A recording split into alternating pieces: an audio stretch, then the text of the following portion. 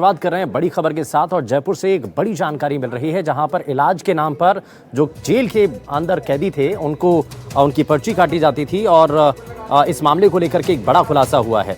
दरअसल जेल के अंदर इलाज के नाम पर होटल ट्रांजिट रैकेट का मास्टरमाइंड आनंदी पाल इसमें सामने आया है, जो फिलहाल जयपुर सेंट्रल जेल में ही बंद है। वो बाहर आने के लिए 20,000 रुपए की पर्ची काटता था और जेल में बैठा आनंदी पाल ही तय करता था कि किस कैदी को जेल से बाहर भेजा जाएगा। यानी आनंदी पाल का जो पूरा इसमें इन्वॉल्वमेंट है वो बड़े स्तर पर नजर आया है। और आनंदी पाल का पिता शंभू दयाल जमवा रामगढ़ के सरकारी स्कूल में यूडीसी के तौर पर कार्यरत है। पूछताछ में यह भी सामने आया है कि 3 लोगों के खाते में इलाज के बहाने निकाले गए बंदियों की ओर से ऑनलाइन राशि जो है वो भी ट्रांसफर की थी। तो एक बड़ा रैकेट इस मामले को लेकर के सामने आया है। इलाज के नाम पर जयपुर सेंट्रल जेल से निकाल करके कैदियों को मौज मस्ती कराने के लिए उनको बाहर भेजा जाता था और इसके लिए बकायदा पर्ची तक कटती थी। 20,000 रुपए की पर्ची की जानकारी मिल रही है। जेल में इलाज के नाम पर होटल ट्रांजिट रैकेट का ये मास्टरमाइंड आनंदी पाल उसका नाम सामने आया है, जो फिलहाल जयपुर सेंट्रल जेल में ही बंद है। यानी कि जेल में बंद रह करके ही ये पूरे नेटवर्क को चला रहा था और 20,000 रुपए की जो पर्ची है उसका रेट तय किया हुआ था और बीमारी का बहाना बना करके इलाज के नाम पर वो जयपुर सेंट्रल जेल से निकाल करके कैदियों को मौज मस्ती कराता था। और एक बड़ा रैकेट जो है इसके पीछे काम कर रहा था, इसके बारे में भी खुलासा हुआ है। जेल में क्योंकि इलाज के नाम पर होटल ट्रांजिट रैकेट का ये जो मास्टरमाइंड है उसके बारे में सबसे पहले जानकारी मिली है। आनंदी पाल उसका नाम बताया जा रहा है और ये फिलहाल जयपुर की सेंट्रल जेल उसी के अंदर बंद भी है, सजा काट रहा है। लेकिन वो जेल के अंदर बंद दूसरे कैदियों को बाहर भेजने के नाम पर उनका इलाज कराने के नाम पर उनको मौज मस्ती कराता था, बाहर दूसरे होटल्स में भेजता था और बाकायदा इसके लिए 20,000 रुपए की पर्ची काटी जाती थी। जो जेल में बैठा आनंदी पाल है वही तय करता था कि आखिर किसको जेल से बाहर भेजना है, किसको इलाज के नाम पर बाहर भेजना है। ये सब कुछ जेल के अंदर बैठा हुआ एक कैदी तय करता था, यानी कि आनंदी पाल तय करता था। और अब पूछताछ उससे लगातार की जा रही है, उसमें कई और बड़े खुलासे हो सकते हैं। फिलहाल 3 लोगों के खाते में इलाज के बहाने निकाले गए बंदियों की ओर से ऑनलाइन जो राशि है, जो पैसे हैं वो भी ट्रांसफर किए गए थे। इससे जुड़ी ये जानकारी भी मिल रही है। तो यानी कि एक एक करके कड़ियां इसमें आपस में जुड़ती हुई दिखाई दे रही हैं और ये भी साफ हो रहा है कि जिसकी पर्ची काटी जाती थी 20,000 रुपये उसकी रकम थी, उसी को बाहर जाने का मौका मिलता था। यानी कि इलाज के नाम पर ये सब कुछ होता था। लेकिन ये कितने लंबे समय से चल रहा था, कौन कौन लोग इसमें इन्वॉल्व हैं, कौन कौन लोग इसमें शामिल हैं, ये फिलहाल अब जांच का दायरा इस मामले को लेकर के बढ़ाया जा रहा है। कुछ होटलों के बारे में भी इसमें जानकारी मिल रही है कि जब यहाँ से ये निकलते थे तो उसके बाद जो है वो होटल्स में जाते थे। तो कौन कौन से होटल हैं, क्या उनकी भूमिका है, क्या पहले से उनके कनेक्शन इन होटल से भी बने हुए थे, ये सब चीज़ें जो हैं अभी जांच का दायरे में हैं और जांच इस मामले को लेकर के की जा रही है। लेकिन ये ज़रूर साफ हो रहा है कि एक बड़ा रैकेट इसके पीछे काम कर रहा था। इलाज के नाम पर जयपुर सेंट्रल जेल से निकाल करके कैदियों को बाहर भेजा जाता था, मौज मस्ती करने के लिए भेजा जाता था और इसके लिए बाकायदा एक रकम भी उनसे ली जाती थी। 20,000 रुपये बाकायदा एक जो पर्ची है वो उनकी काटी जाती थी और जेल में बैठा आनंदी पाल ही ये सब कुछ तय करता था कि आखिर किसको बाहर भेजना है। तो ये सभी चीज़ें फिलहाल देखी जा रही हैं और इसको लेकर के आप देख रहे हैं तस्वीरें भी, क्योंकि लंच के साथ साथ शराब पार्टी भी होती थी। जयपुर सेंट्रल जेल कांड में बड़ा खुलासा हुआ है और इसमें न सिर्फ रैकेट का खुलासा हुआ बल्कि ये भी साफ हो रहा है कि कैसे ये जो जेल के अंदर बंद कैदी हैं उनको इलाज के बहाने बाहर भेजा करते थे। यानी कि अगर किसी को बाहर जेल से बाहर जाना है तो 20,000 रुपए की रकम वो पर्ची कटवाते थे और उसके बाद इलाज के नाम पर वो बाहर भेज दिया जाते थे और उनको होटल में शिफ्ट कर दिया जाता था। लेकिन कैसे होता था जरा वो भी आपको दिखाते हैं। जयपुर जेल से एसएमएस में रेफर होने के बाद जिस तरह से बंदियों को होटल में ले जाया गया, उस मामले में पुलिस ने अब तक 18 लोगों को गिरफ्तार किया है, जिसमें बंदी भी हैं, पुलिसकर्मी भी शामिल हैं। लेकिन इस पूरे मामले में जेल का जो सिस्टम है उस पर सवाल खड़े हो रहे हैं कि कैसे इस तरह का नेक्सस जेल के भीतर चल रहा है, जिस तरह की मिली भगत, जिस तरह के नए खुलासे लगातार हो रहे हैं। हमारे साथ बात करने के लिए जेल के अधीक्षक राकेश मोहन जी हैं। सर, जेल का सिस्टम तो हमेशा से सवालों के घेरे में रहा है, लेकिन पहली बार ऐसा हुआ जिस तरह का ये पूरा घटनाक्रम आया कि कैसे जेल के अंदर बैठा हुआ एक बंदी, उसके परिजन या उससे संबंधित तमाम लोग एक पूरा नेक्सस, एक रैकेट बना देते हैं कि यहाँ से पर्चियां कटती हैं डॉक्टर के नाम पर और वहां से कैदी होटल में जाते हैं। तो कहाँ चूक हुई है और इसकी आगे की रोकथाम के लिए क्या कदम उठाए जा रहे हैं?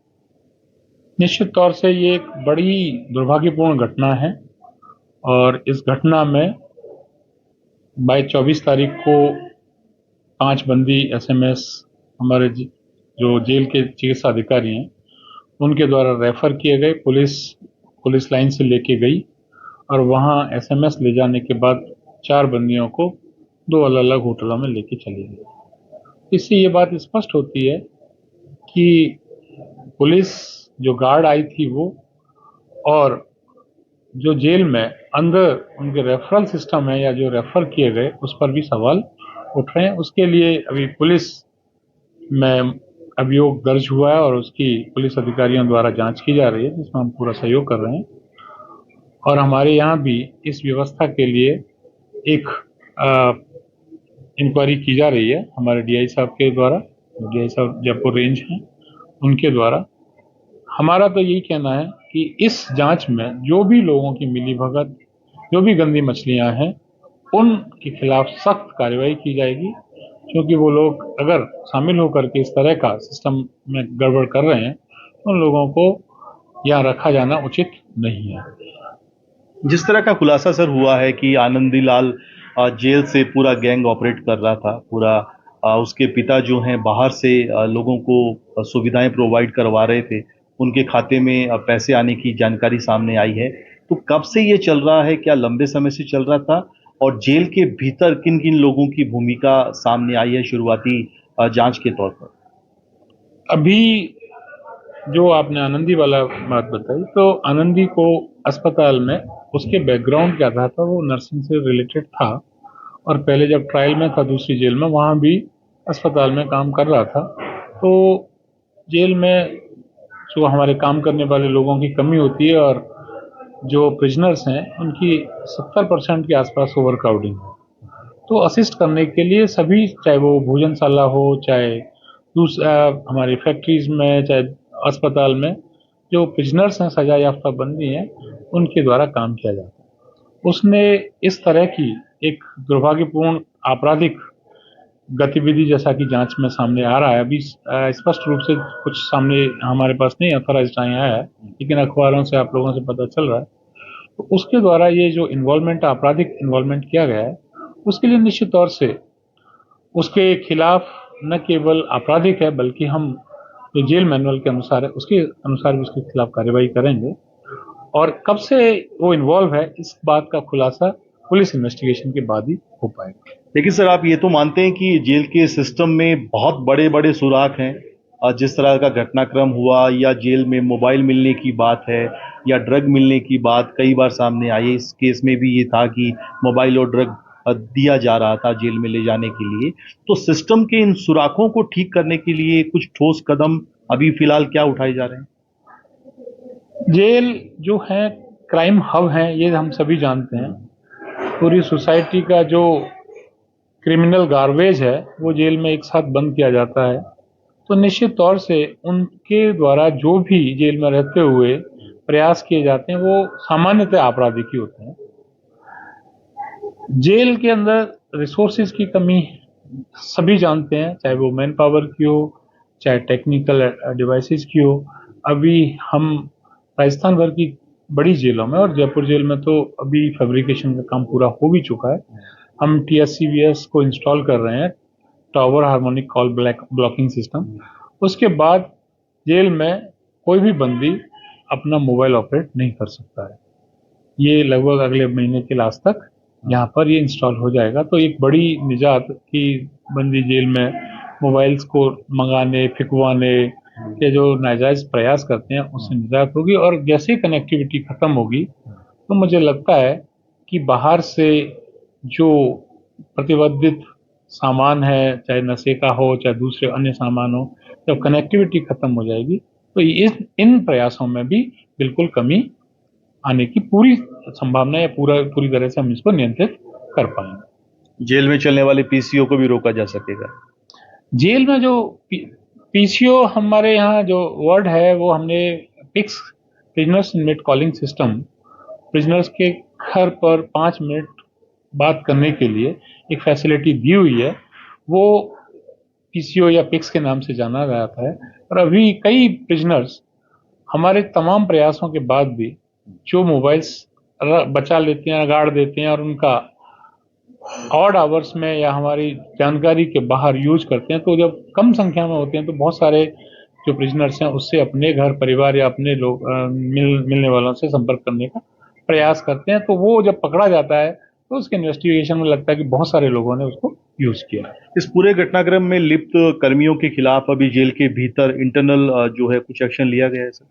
अभी कोई जेल कार्मिक की स्पष्ट भूमिका सामने नहीं आई है। इन्वेस्टिगेशन के बाद और प्रिलिमिनरी इंक्वायरी के बाद आएगी। निश्चित तौर से जो गंदी मछलियां हैं, जो इस तरह के इन्वॉल्वमेंट हैं, उनके खिलाफ सख्त कार्रवाई की जाएगी, जो कानूनन है और जो विभागीय कार्रवाई उनके खिलाफ की जाएगी। और रेफरल सिस्टम और चालानी गार्ड की ड्यूटी को लेकर तो अभी कदम आपने उठा दिए हैं? रेफरल सिस्टम को रिवाइज किया है, डिस्कस किया है, उसको ज्यादा ट्रांसपेरेंट और ऑब्जेक्टिव बनाया है कि जो सीनियरिटी से वही जाएंगे, क्रिटिकलिटी के नाम पर किसी की सीनियरिटी को ऊपर नीचे नहीं किया जा सकता। सरकार से कुछ अभी बातचीत हुई है, क्योंकि आप बार बार कह रहे हैं कि संसाधन कम है, मैन पावर कम है, बंदियों की संख्या बहुत ज्यादा है, और ये आज की समस्या नहीं है, ये बरसों पुरानी समस्या है और राजस्थान की सभी जेलों में ये इश्यू है। निश्चित तौर से सरकार के स्तर पर मुख्यालय स्तर से बातचीत होती है और अभी निकट भविष्य में हमारे यहाँ भर्ती भी हो रही है और भी टेक्नोलॉजिकल डेवलपमेंट हैं। हमारे पहले 4 जेलों पर TSCBS था, अभी 7 जेलों पर और सैंक्शन हुआ है। इस प्रकार से इन चीज़ों की भी संसाधनों की बढ़ोतरी हो रही है, तो निश्चित तौर से उसके बाद मैन पावर बढ़ेगा, टेक्नोलॉजिकल एडवांसमेंट होगा, तो इस तरह की समस्या भविष्य में दूर हो जाएगी। बातचीत के लिए बहुत शुक्रिया सर। NDTV के लिए जयपुर से सुशांत पारेख।